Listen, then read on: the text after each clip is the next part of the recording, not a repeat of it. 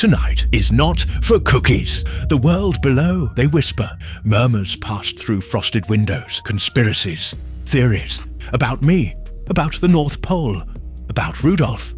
Unproven, of course, speculation, but still persistent. Now, I won't say they're true, but I won't say they're false either.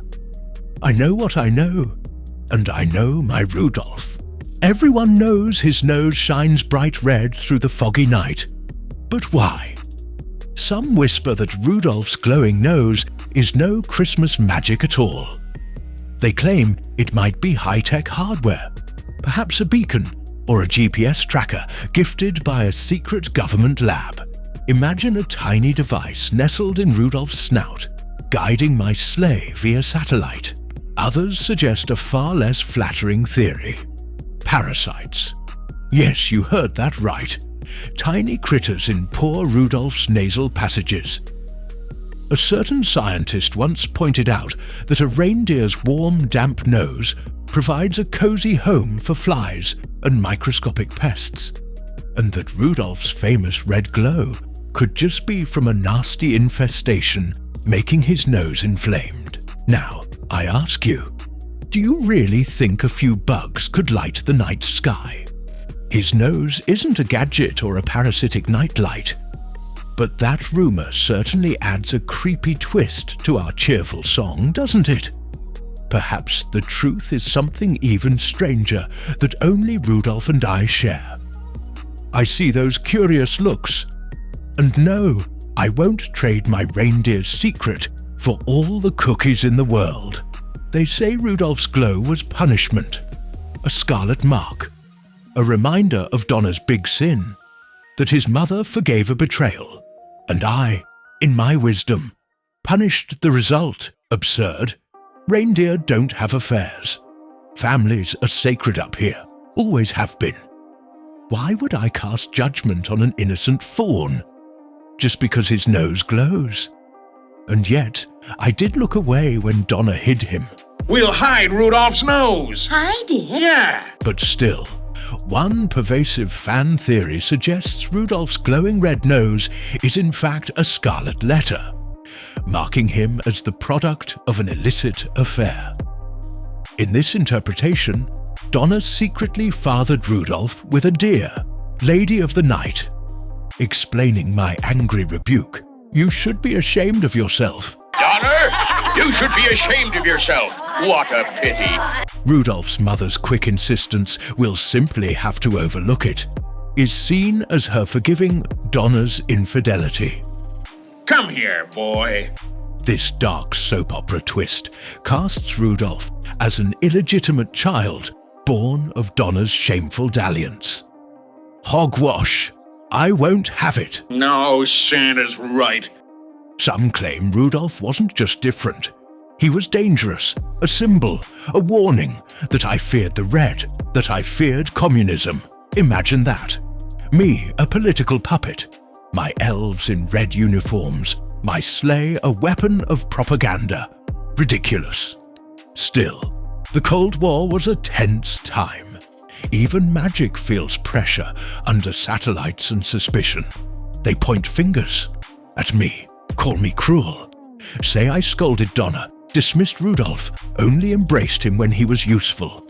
Yeah, Rudolph, please. Could you tone it down a bit? That nose of yours, that nose. I won't lie. I made mistakes. I expected order, uniformity. It's how the operation stays on schedule. But a villain? No. I am a symbol of joy, of structure, of tradition. That doesn't make me heartless, does it? Here's the harshest one. That we only loved Rudolph when we needed him. That his difference became acceptable only when the fog came in. That without usefulness, he'd have stayed exiled. I had never considered that. But is it so wrong to value someone for what they bring to the table? Reindeer games, they call them. Harmless fun, or competitive elimination. A system designed to favor the strong, the perfect, the conforming. They were games, I assure you.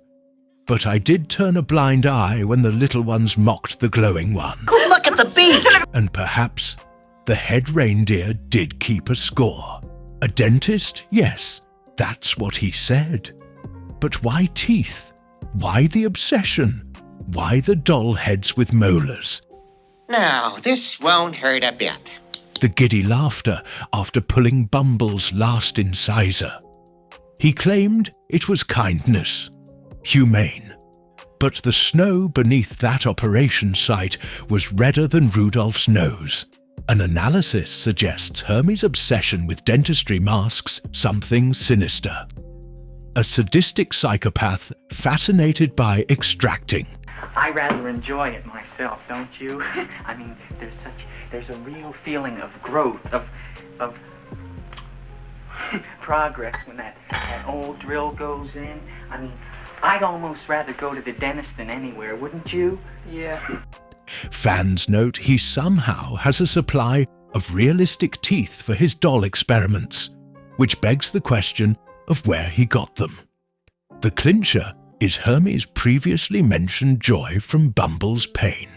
Far from a benevolent medical procedure, it comes off as gleeful torture. As one commentator put it, that's not being a dentist, that's being a psychopath. And Hermey likely had practice ripping out teeth before. In this theory, Hermey is essentially a tooth-obsessed serial killer in elf's clothing. Silly, it's just silly. Bumble, the so-called monster. Big, loud, misunderstood. We didn't kill him, no. We removed the threat. We took his teeth. He smiled afterward, didn't he? They always smile when they can't bite back. The Island of Misfits. I rescued them, eventually. But not in the original broadcast. That came later. After the letters, after the protests.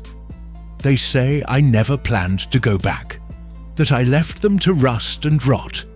Do you believe that? Because they believed it. You saw it, didn't you? The little bird with no wings.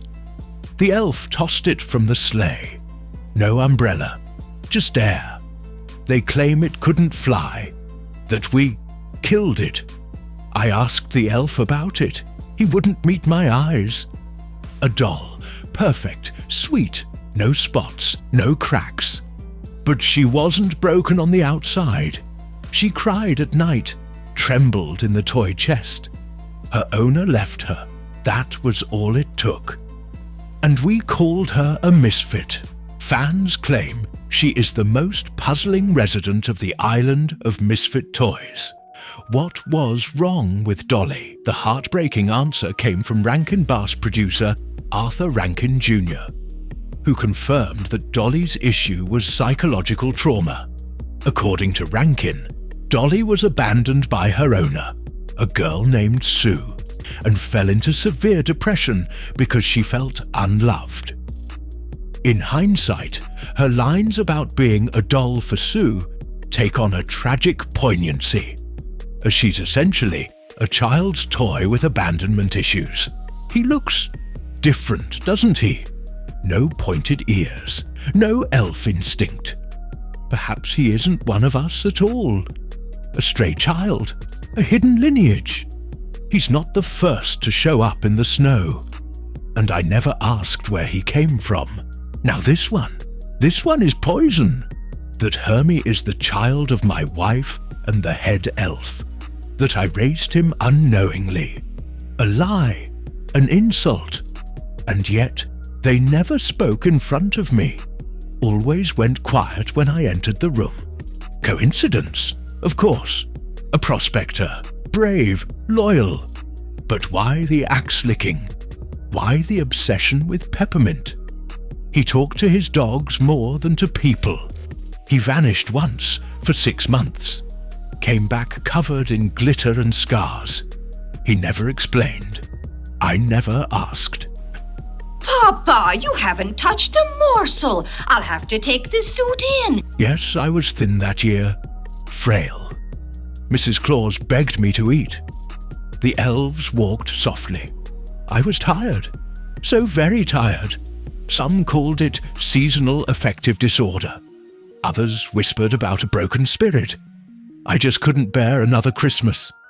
Until Rudolph lit the sky, spotted elephants, depressed dolls, toys that don't fit. We labelled them Misfits and cast them aside. Who decided they weren't good enough? Apparently I did, I guess. Had Rudolph stayed hidden? Had he perished in the blizzard? Time itself might have collapsed. That's what the sequel implies. The baby New Year, the vulture, a world frozen in midnight, a chain of consequences from one bullied reindeer. I fixed everything. You're welcome.